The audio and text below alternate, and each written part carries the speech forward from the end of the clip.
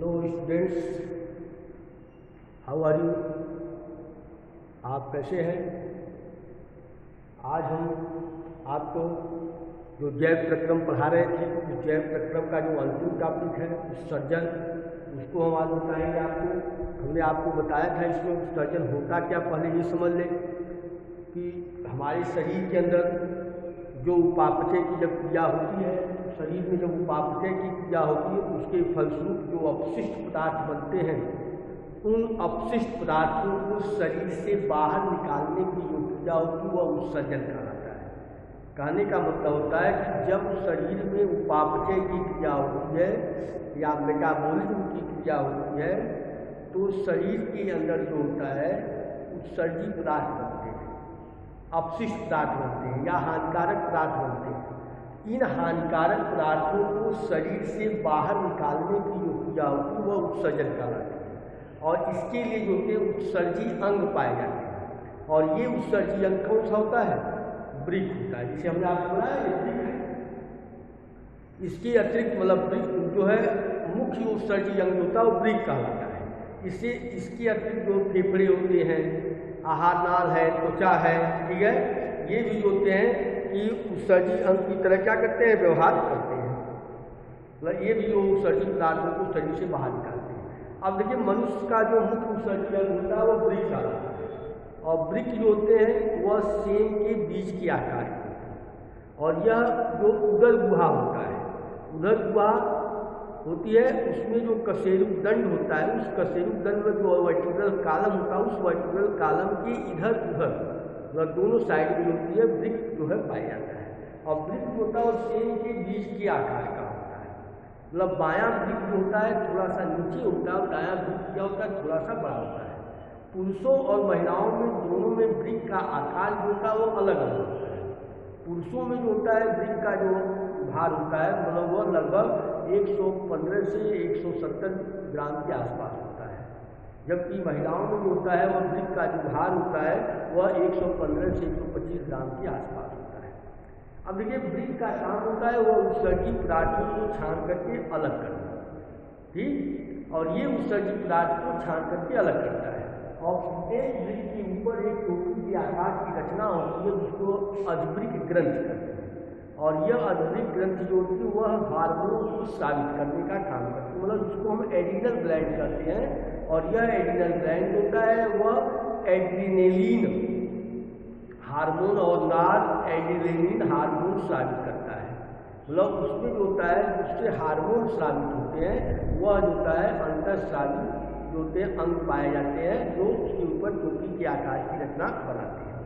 अब इसके बाद देखिए ये जो यकृत होता है, इस यकृत में देखिए नाम से स्पष्ट यहाँ से दो जो की धमनियाँ बनाई गई, मतलब एक होता है पृष्ठ महाशिरा होता है, दूसरा पृष्ठ महाधमनी। ये दोनों जो होते हैं वह रक्त को रुधिर को वृक्क में ले आने और ले जाने का काम करते हैं। ये जो शिरा होती है वह रुधिर को यहाँ से जो अपशिष्ट वृक्क के अंदर जो अपशिष्ट पदार्थ होते हैं उन अपशिष्ट पदार्थों को छोटी शिरा जो वह ले जाने का काम करती है।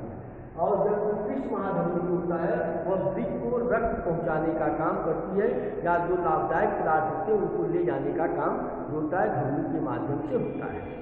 इसके बाद जो पृष्ठ महाशिरा होती है ये क्या करती है कि जो वृक्क होता है, वृक्क के अंदर जो उत्सर्जी पदार्थ होते हैं, ये उत्सर्जी पदार्थ जो होते हैं वह आकर के क्या होते हैं यहाँ पे होते हैं जो थैलीनुमा रचना होती है मूत्राशय जिसको कहते हैं, इस थैलीनुमा रचना में आकर के खुल जाती है। और ये होता है, ये आप देख रहे हैं, ये होता है मूत्रवाहिनी कहलाती है। ये होते हैं एक वृक्क से एक मूत्रवाहिनी जुड़ी रहती है और इस मूत्रवाहिनी की सहायता से जो शरीर के अंदर जो वृक्क के अंदर जो उत्सर्जी पदार्थ होते हैं, अपशिष्ट पदार्थ होते हैं, वह आकर के मूत्राशय में इकट्ठा हो जाता है।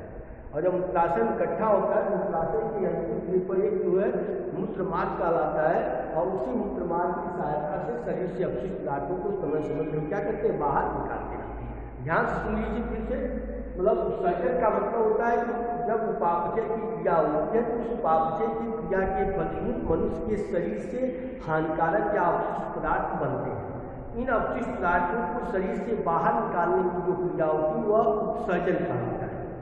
और मुख्य जो उत्सर्जी अंग होता है वह वृक्क कहलाता है। इसकी अतिरिक्त जो इसकी अतिरिक्त जो होते हैं सहायक मनोत्सर्गी अंग होते हैं, वह आहार नाल है, फेफड़ा है, त्वचा है, यकृत है, इनके माध्यम से भी उत्सर्जन की क्रिया होती है। अब मनुष्य का जो वृक्क होता है, हमें आपको होता है कि यह सेब के बीज के आकार का होता है और कशेरु दंड के इधर उधर मतलब पार्श्व साइड, जैसे ये पार्श्व साइड होता है, ये पार्श्व साइड होते हैं, वहाँ पे स्थित होते हैं और दो होते हैं, सेब के बीज के आकार का होता है। और पुरुष और महिलाओं में इसका जो है साइज होती है, उसका आकार जो होता है वह अलग होता है। जैसे हमने बताया कि जो पुरुषों में होता है वो लगभग 115 से 170 ग्राम के आसपास होता है, जबकि महिलाओं में होता है वह 115 से 125 ग्राम के आसपास होता है। और जो बायां और दायां होता है आमने सामने नहीं होते, ये दोनों थोड़ा ऊपर नीचे होते हैं, ठीक है, मतलब ऊपर नीचे नहीं होता है। जो बायां वृक्क होता है वो दाहिने वृक्क से थोड़ा सा नीचे स्थित होता है, ठीक है। अब इसके बाद वृक्क जो होता है, इसका जो भाग होता है आप देख लेंगे कि जो बाहरी भाग होता है, बाहरी जो सतह होती है वह उत्तल लेंस की तरह कार्य करती है और भीतरी जो सतह होती है वह अवतल लेंस की तरह काम करती है। और इसके अंदर एक गड्ढे की रचना होती है जिसको हम हाइलस करते हैं, हाइलस करते हैं या हाइलम करते हैं, हाइलम करते हैं। और इससे जो वृक्क जो धमनी होती है वह जुड़ी रहती है, ये वृक्क धमनी जो होती है वह उससे जो होता है जुड़ी रहती है। और ये क्या काम करती है, वृक्क को जो होता है कि वह रक्त को जो है ले जाने का काम करती है, ठीक है। और वृक्क जो शिरा होती है तथा होते हैं ये मूत्र वाहिनी के माध्यम से बाहर क्या होती है, ठीक है। और मूत्रवाहिनी जो होती है और जो मूत्रवाहिनी होती है वो नलिका के समान एक रचना होती है जो आकर के मूत्राशय में क्या होती खुलती है।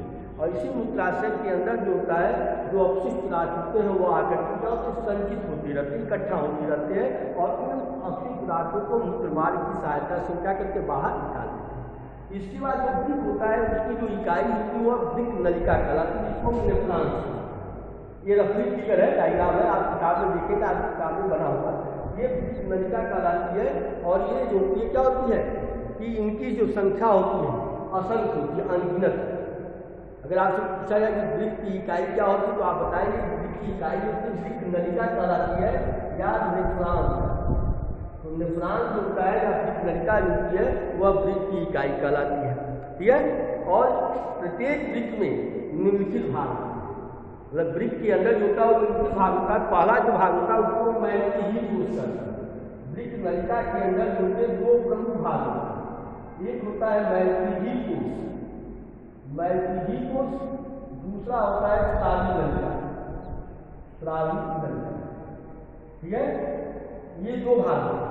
अब ये जो मैल्टिहील कोश होता है यह एक प्यालीनुमा रचना होता है। इस प्यालीनुमा रचना के अंदर जो है बोमेन संपुट और ग्लोमेरुलस पाए जाते हैं। तो बोमेन संपुट और ग्लोमेरुलस जो होता है वह क्या करता है, ये जो है मैल्टिहील कोश के अंदर पाए जाते हैं। और इसी के अंदर जो होता है अविवाहित और अपवाहित धमनिकाएं पाई जाती हैं। अविवाहित और अपवाहित धमनिकाएं का काम होता है, अविवाहित जो होती है वह रक्त को ले जाने का काम करती है और अपवाहित होती है वह रक्त को वापस लाने का काम करती है। तो ध्यान सुन लीजिए, जो अपवाहित धमनिका होती है, अपवाहित धमनिका जो होती है वह ग्लोमेरुलस से जो रक्त बनता है उसको वापस ले जाती है। और जो अविवाहित धमनिका होती है वह जो होते हैं ग्लोमेरुलस की तरफ रक्त को ले आने का काम करती है।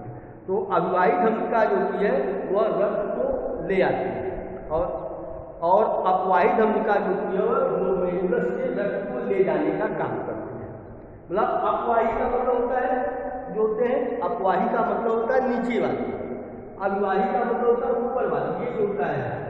तो जो अपवाहित और अविवाहित धमनिकाएं होती हैं वह जो कि रक्त को ले जाने और ले आने में सहायता करती है। इसके बाद दूसरा आता है जो स्रावी नलिका होती है। ध्यान सुनिएगा फिर से, मैल्टिहील कोश के अंदर जो होता है ग्लोमेरुलस और बोमेन संपुट आता है। इस ग्लोमेरुलस और बोमेन संपुट में जो होता है अविवाहित और अपवाहित धमनिकाएं क्या होती है, ये जो लाइन गई है ये जो होती है अपवाहित और अविवाहित धमनिकाएं कहलाती है। तो जो अपवाहित धमनिका होती है वह ग्लोमेरुलस से रक्त को क्या करती है, रक्त को ले जाने का काम है। और अविवाहित धमनिका जो होती है वह रक्त को ग्लोमेरुलस में लाने का काम करती है। और इससे रक्त यहाँ पे आ जाता है। और इसके बाद दूसरा काम होता है स्रावी नलिका का होता है। और स्रावी नलिका के अंदर जो के 3 भाग होते हैं। ये स्रावी नलिका के अंदर जो 3 भाग होता है, देखिए समीपस्थ कुंडलित नलिका होती है, इसके बाद दूरस्थ कुंडलित नलिका होती है और हेमरेज होता है। तो स्रावी नलिका के अंदर ये 3 जो होते हैं भाग पाए जाते हैं और इन्हीं तीनों की सहायता से शरीर के अंदर जो अपशिष्ट पदार्थ होते हैं या रक्त होते हैं उनको एक स्थान से दूसरे स्थान पर ले जाने का कार्य किया जाता है। अब देखिए जो बोमेन संपूर्ण होता है इसकी क्रिया विधि क्या होती है, मूत्र निर्माण की क्रिया विधि क्या होती है। जो बोमेन संपूर्ण होता है ये कप के आकार की रचना होती है, मतलब प्याले नुमा रचना होती है। जो ग्लोमेरुलस होता है में रक्त को लाने का काम करती है, मतलब ग्लोमेरुलस में जो रक्त लाने का काम करती है वह अपवाही धमनिका कहलाती है। यह और ग्लोमेरुलस से रक्त को ले जाने का काम होती है वह अनुवाही धमनिका कहलाती है।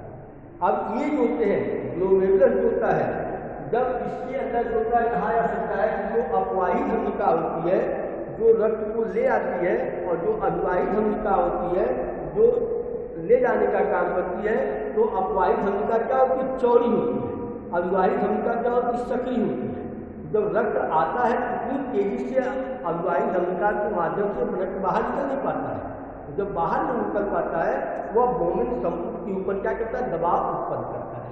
जब बोमेन संपूर्ण के ऊपर दबाव उत्पन्न करता है तो उसके अंदर जो रक्त होता है छल करके होता है,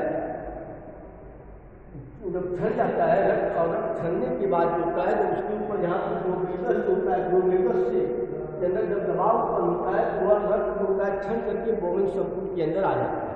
और जब बोमेन संपूर्ण के अंदर आता है तो वहाँ से जो होता है जो अपशिष्ट पदार्थ होते हैं वह जो होते हैं उनका कहा जा सकता है कि उन अपशिष्ट पदार्थों से जो लाभदायक पदार्थ होते हैं उनका पूरा अवशोषण कर लिया जाता है, मतलब उनको पूरा अवशोषित कर लिया जाता है। और जो बेकार शरीर पदार्थ होते हैं उनको शरीर से क्या किया जाता है, बाहर निकाल दिया जाता है।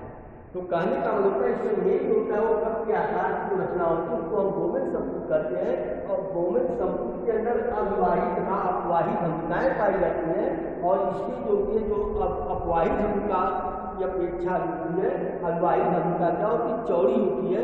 जब रक्त इसके अंदर आता है उतनी तेजी से उस माध्यम से रक्त वापस जा नहीं पाता है, जिससे बोमेन संपूर्ण के ऊपर क्या करता है, दबाव करता है, जिससे तरल जो पदार्थ होता है वो बोमेन संपूर्ण के अंदर चला जाता है।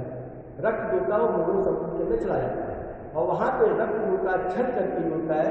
इसके बाद जो है ये धमनिका और शिराओं के माध्यम से जो होते हैं उत्सर्जित पदार्थ के रूप में तरल के रूप में जो होते हैं वह बाहर निकल आते हैं और इसी उत्सर्जित पदार्थ को हम मूत्र कहते हैं। ये मतलब इसके माध्यम से होता है। इसके बाद आता है इसमें डायलिसिस या कृत्रिम वृक्क। कृत्रिम वृक्क का मतलब होता है जब हमारे शरीर के अंदर वृक्क कार्य करना बंद कर देता है तो आर्टिफिशियल तरीके से हम जो है वृक्क का उपयोग करते हैं। मतलब उसके शरीर के अंदर अगर आप जो हानिकारक पदार्थ बन रहे हैं, अपशिष्ट पदार्थ बन रहे हैं, अगर ये अपशिष्ट पदार्थ शरीर के अंदर काफ़ी देर तक पड़े रहें तो हमारी शरीर विषैली हो जाएगी, जिसके कारण आदमी की मृत्यु हो सकती है। ये जब हमारा जो होता है वृक्क कार्य करना बंद कर देता है तो हम आर्टिफिशियल तरीके से डायलिसिस करते हैं। तो डायलिसिस की क्रिया के द्वारा जो है शरीर से जो अपशिष्ट पदार्थों को छान करके अलग कर दिया जाता है।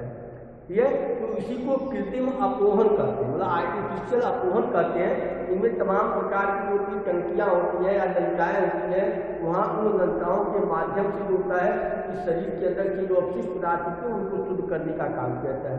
केवल आप ये जानिए कि डायलिसिस जो होता है जब वृक्क के अंदर कोई विकृति उत्पन्न हो जाती है या जो होता है कि कोई वृक्क के अंदर कोई आघात हो जाता है या जो रुधिर प्रवाह सीमित मात्रा में हो जाता है, जिसके कारण वृक्क क्या होती है, संक्रमित हो जाती है। तो जब संक्रमित हो जाती है तो वह अपशिष्ट पदार्थों को छान करके अलग नहीं कर पाती है और जब अपशिष्ट पदार्थों को छान कर अलग नहीं कर पाती तो अपशिष्ट पदार्थ उसी में क्या होती है, काफ़ी समय तक पड़े रहते हैं और जब पड़े रहते हैं तो वो हमारे शरीर को हानि पहुँचाते हैं, नुकसान पहुँचाते हैं।